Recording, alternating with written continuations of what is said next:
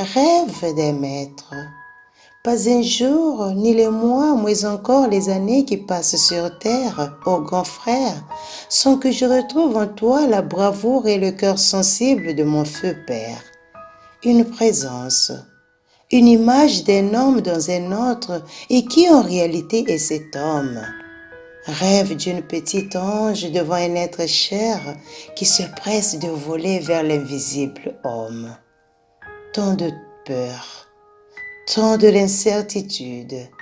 À qui vais-je confier cette cadette, cette jeune famille?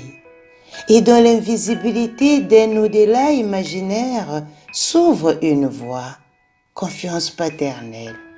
Sans le vouloir, le destin t'a pointé. Contre toute attente, le maître t'a choisi. Quand au maître tu as posé au loin ton regard sur lui, tu l'as nommé. Une nomination, mais pas n'importe laquelle, un bacala. Alors depuis ce jour-là, tout a basculé en son être, tout a changé. Rêve d'un maître.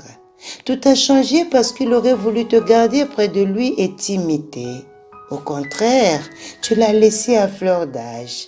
Tu en étais certain qu'il restera un bacala. Non pas ce petit joueur d'un filou, ni ce petit servant de messe de Ndunjampungu. Non. Ton enfant que tu fouettais tant aux âmes sœurs, élève en culotte kaki de l'école Mayindu. Et donc sur tes traces, bon maître, il a inscrit son nom à ton école de savoir. Bon élève. Comme son maître, l'amour sans cesse plane sur son esprit et en fait une priorité. Il te ressemble, mon ombre. Il lutte. Il vise au loin. Il est un rassembleur au cœur sensible. Ne t'ai-je pas dit aux femmes que son nom n'était pas un simple choix?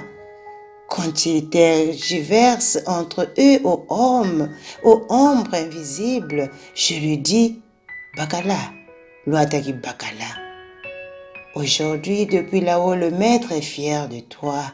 Tu l'aimes et l'aides dans ses ombres. Ne baisse pas les bras quand le temps qui passe ne réalise pas tes rêves. Dieu seul sait.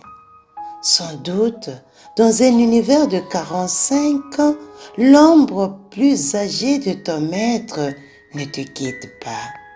Bacchus. Joyeux anniversaire. Ta sœur, Rita.